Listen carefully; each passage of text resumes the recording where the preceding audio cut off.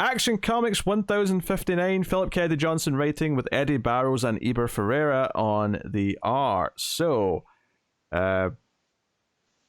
Superman's got his steel suit, his knight of armor kind of suit, which doesn't last very long. He has one fight in it, and then Steel complains that he tore through it so quickly that it's a good thing his powers are starting to come back. So, but the issue starts with some bank robbers who are like tracing down the street in like a truck, and the Blue Earthers have got their own little team of superheroes now because they've been siphoning the powers from the Kryptonians, but they're more vicious. Like the criminals start begging for like, oh, mercy, okay, you've got us, like we're done, and they're like, hey, we're not Superman, we don't do this mercy business. And they're being extra vicious, but then Superman and Steel show up, and it becomes a bit of a fight, and ultimately a standoff. The Super Family also show up to help, and it basically all just kind of ends with people filming the event on their phones and Superman making a bit of a speech. However, the big thing that happens before the end of this is that Othara, yeah, that's her name. She has like a weird vision moment where the leader of the Blue Earthers, this stone lady, shows up and is basically like, yeah, you've got anger in you. You aren't like the rest of those Kryptonians. And is effectively trying to seduce her to the dark side. And she doesn't really say much other than just is kind of like confused by it and is sort of denies it. But she kind of goes up saying, no. You had a big chain on Warworld. You still wonder how big it would be now if Superman hadn't talked you out of it. She's really trying to like stroke her ego and be like, okay, look what he took from you. Yeah. Like you were, you killed people to defend your brother. You weren't afraid to do what needed to be done. And the part that got me is where she says, you miss your chains. You'll take towels and wrap them around your wrists at night. And I was just like, God, Kennedy, why are you making this so dark, man? Like, you just gave me Superman in a suit of armor? That was dope, and now you're messing with this poor girl? So man. Yeah, that went places I wasn't expecting. Yeah, and this is all in her head, but obviously this is a real bit of communication, like it feels like, and she even leaves her like a necklace, which the kid has after the scene. It's like, okay, all right, so we're building to something that obviously the villain wants to do. The question is now for us is like, Is Othara going to be tempted by this? Is she going to be swayed to do something bad? But, interesting stuff. So, yeah, Kara mentions she feels a bit woozy, and obviously Clark's not been feeling great. It does feel like the powers are being siphoned. This isn't something where they have completely just developed how to have Kryptonian powers. It does seem like they're stealing drawing them away from them like a battery. Right, like that Superman and Supergirl are the battery, and when it drains them, it takes their energy as well. Yeah, and she's on news doing propaganda later in the issue, and Lois explains they've even got like a doctored version of the stuff that was filmed by the fight to make it look the Super Family were the bad guys and causing all the damage, and it's all just this smear campaign. So it really sets this stuff up. The big thing though is when Lois and Clark are looking at her, and Clark keeps saying, she still looks familiar. There's something off about this. And then all of a sudden, Lois says, you know what? She looks a bit like Bruce. And at this moment, I was like, where are they going with this? What's going on? Me too. Me too. I got very confused and be like, well, Lois, you don't have to like your husband's friend, but don't slander him. But no, so clearly we both forgot this one shot that tied into Warworld, the Authority Superman special one shot, which this is actually Batman and Talia's daughter from another Earth, as the later page calls it, Earth Al Ghul, which very good. So this is and she's the Empire of Shadows. That's the group. Jana Al Ghul of the Empire of Shadows. Yes, Empire of Shadows. So this is an even bigger, worse version of the League of Shadows, League of Assassins, whatever you want to call it. And she's now waging this war on on this Earth. Superman. So But then Otha Ra starts to get wrapped up in like weird energy coming from presumably the necklace that she was given. But she's teleported to Earth Al Ghul. This is the final page of the main story, and this stone's here, and she's like, "All right, hey, you're about to learn what's going to be wanted of you and whatnot." And it's like, let me tell you about my father. And there's a giant statue of both Batman and Ra's al Ghul in this palace. But this was a really interesting development. It's fun to see Johnson sort of go in this direction. I find it fascinating that the main villain in this Superman story is an alternate world version, or not version, but someone with ties to a version of Batman, right? It's it's like, well, it's essentially Dark Damien, right? Effectively, yeah. But I think what I like about it is that I would never have predicted that, just because I'm expecting a Superman villain. But no, this is actually someone that's more connected to Batman. It's felt like a nice little and when swerve. when you think about what Talia and Ra's stand for about Earth, and it's about, leaving, tearing out the sickness, and then them seeing Superman and the people from Warworld as a sickness, everything tracks. I just completely forgot about the Empire of Shadows. Assuming I read this issue, I'm assuming I did, because the editor's note says that it's in the Warworld like saga trade. Yeah. And if that's the case, then I assume I read it if it was that connected. But at the same time, I don't remember reading a book called that. It came out 2 years ago. It came out in November of 2021. So okay, because once they showed her and the Al Ghul, stuff started clicking, and I was like, this feels familiar, but I don't remember reading this book. But like I remember broad strokes of it, but not the full thing. So yeah. Here's a question, Matt. We only have one issue of Johnston's action left. Do you feel like this entire run is going to be wrapped up in one more issue? I feel like they're going to, because I don't remember anything in the solicits that we're going to be getting a special. I don't think there is anything in the solicits, but I do genuinely wonder if there's like a book to announce that sort of spins out of it, that they're just waiting till this final issue comes out, or close to the final issue to announce it. I hope so, because I know he's told people, like, keep an eye on Green Lantern War Journal. That's kind of like his. Sure. He's shooting that like the part 2 to his big story that he's doing across the DC universe. However, if this just ends, it's gonna, like, if it's rushed, because this felt kind of rushed too. So I was digging Nora Stone as a villain, as this Blue Earth person, and so just to have her immediately be revealed as Jana Al Ghul, I don't know. Everything's very sped up, because I love the story. Honestly, I didn't think it did feel that rushed to me. I thought this was fine pacing wise. I just don't feel like there's only one issue left in this story. Yeah. I just don't feel that way. That's what I'm saying. That's where it feels. Knowing now that there's only one issue left, I don't know, because there's no way unless they give him the full issue, right? Because we've been getting 2 backups per action for a while now. So unless they give him the full issue, that's the only way I could feel like it would be fulfilling. But then I still feel that he's put so much stuff in motion, like with the Super Family and Othel and Osel Ra. I don't know. So maybe there's a Super Family book down the line where he's going to continue this. I don't know. Yeah, I don't know. It feels like this feels like one of those things where there's like a separate new series being launched afterwards that continues the story, while Action gets to be this rotating creator thing that they're going for. Yeah. But I genuinely don't know. I'm actually looking at December solicits to see if there's an indication something that you missed in the Action thing, assuming that the Action solicits are in here, because I know December's got that weird thing. So 1060 is here. There is backups.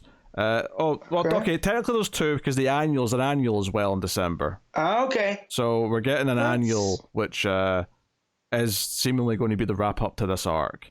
But yeah, so it's a double-sized annual. Okay, I feel a little bit better now. Okay. Because I feel like he can do that with an annual and another issue. Because that's effectively 3 more issues. If you're getting one regular issue and then you're getting a 50-page final issue, that's effectively 3 regular issues. So, okay, I could see that a bit enough to tell the rest of this arc. All right, okay. But while you were talking about that, I was gonna say Superman in the suit of armor with the sword. Just knowing that he's the unblooded sword on top of it. It's just I'm glad that Philip Kennedy Johnson could do this before he was off of Action Comics. Because again, that's just such a cool vibe. And then the thing that Steel creates that's like a Superman charger.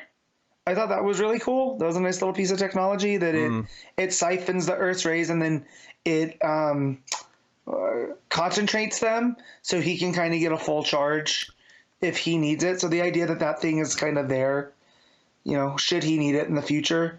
I like that was another addition that he's added there. And all the stuff with the twins. That's when Nora pulls her into whatever realm they were in and is telling her how she misses the chains. I was like, God, that got dark. That was like world dark. Honestly, the only critique I really have is that I feel like the suit of armor almost felt like a bit pointless given how quickly it was. Okay, we're done with that now. I was like, okay. It felt like the ending of the last issue felt like it was setting up for a little bit more than that, but okay. So that's my one real critique of the main story. When they release the action figure of it, I will definitely own it. But yeah, I like the Nora Stone reveal. I thought it was an interesting pivot. Even if I didn't remember or possibly never read the setup for her all that time ago, it was an interesting kind of. Okay, so this is a Batman kid from another Earth where she's full on Ra's al Ghul pilled. Okay, right, we've got a interesting development there. First backup is the second half of the new Superman story with Kenan, or Kenan, as Bakshi rudely corrects us all on.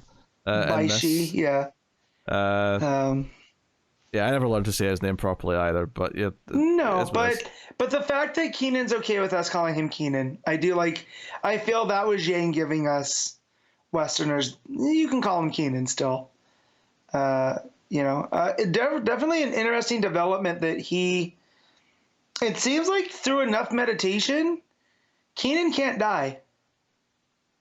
Right? Because it depends. Like he goes to like kind of like where the 2 bridges of the afterlife are, and I Ching, who of course was his like mentor, is there to sort of guide him, and he's like, nah, don't worry, you're not ready to die quite yet. You're connected to Superman. You can sort of get your key energy going, and he wakes back up. So basically, what happened is Kenan died because anyone who learns that Superman is Clark Kent will be killed, because Lex did that whole thing, right? In Action Comics 1050. I didn't realize it caused instant death, though. So this is going to add a bunch of trickery, which I do like, because we'll get to that. But it was nice of Lex not to like make a big list of superheroes that should know who he is and not affect them. Yeah. And very convenient. Yeah. So that reveal was a little bit, because like I understand people having issues when they figure out that Superman is Clark Kent, or Clark Kent is Superman, like Perry did, right? Perry ended up in the hospital, but it wasn't an instant death. So yeah, so a little bit of a wrinkle, but I do like the story that we get out of this with Kenan and the super twins. He only kind of likes. Yeah, it's basically China's Batman shows up because he got a reading from Robin Bot that the new Superman was dying. And his heart stopped. And obviously he's here, he's fine, so that gets squashed quite quickly. But he ends up fighting the others, and it's actually Robin Bot who pulls new Superman aside and says, hey, you can't tell him what happened, because if you give him even any vague details, he will investigate it and figure out that Clark Kent's Superman, and he will die. So you have to figure out a way to trick him and make him drop the case. So I thought that was an interesting wrinkle, even though I think the idea that if anyone finds out Clark Kent is Superman, they'll just die is really extreme, and I do think that's kind of stupid. But So I mean, we'll see if anyone else even plays with that at any point. I do feel like with Luther being in jail, I figure when jail, and he was stabbed, he's in the hospital now. But I feel like when Luther gets released for whatever reason, I feel like he'll undo it. That feels like a Williamson thing where he put in this thing just to have a character and do it by the end. This instant death thing, though, I feel like something they're just going to forget about, and then it'll come up in a way where, like, someone will find out and nothing will happen, and it'll just be because they've forgotten. Either they forgot or they decided, let's just choose to forget that thing because it's just going to get in the way of other stories eventually. Yeah. But for now, like, I had a decent amount of fun with what this did. Bakshi being pissed at Keenan and feeling like Keenan's picking his new super family over him was an interesting little beat. And it does that thing where Keenan's quite happy about being part of the super family. This explains how he's with them in these previous arcs and Action Comics. But that last panel does look, it looks a little dejected that he's kind of left his friend feeling betrayed to be here. So yeah, it's interesting. I like that Jean Lune Yang got to tell the story of how Keenan ended up being with the rest of the family. I think it's nice he got to do that. For sure. And just the stuff with they keep calling Baishi like the chubby Batman and stuff. And I was like, man, these kids are mean. So I like that Yang is really taken with the super twins that, they still don't have Earth's manners quite down yet. No, it's not even like they were raised in a good civilization either. They were raised in blood throat, cut throat, fighting war world. They had to grow thick skin, all right. But yeah, I just like that in here that it keeps coming up, and Keenan's not okay with it though either because that's his friend too. So I did like there was a little bit there, but definitely an interesting way, like him having to stop Baishi from realizing it because it will kill him. He doesn't want his friend to go. But yeah, the whole I Ching thing about the meditation and focusing your ki, it's not your time yet. I thought that was all very interesting. Especially after reading Spirit World and having the more Eastern perspective on death. That was definitely an interesting thing that Yang threw in there. Yeah. And then there's another backup, which I did not read. I don't know if you did. Yeah, I did. You don't sound very happy about it. No, so it's John, and it's John being sad that he really can't see Jay because Jay's been so busy working for Steelworks, and John's also been kind of like babysitter for the super family for the twins while Clark and Lois are busy, and so he starts to, not that he feels resentful, but he's kind of like, Jay, like, we're supposed to spend time together, and they start texting one another, and he's like, well, I shouldn't leave, but I can meet up with you and we'll talk. And it's very overwritten and it's very melodramatic. So I looked up Dan Parent, and Dan Parent comes from Archie Comics, and that's exactly what this feels like. This feels like an Archie Comics take on the relationship of Jay and John, which I loved when Taylor was doing it. But it's very wordy, and like there's a lot of, when they're texting each other, there's a lot of texts to read as they're going back and forth and being upset that they can't be with each other.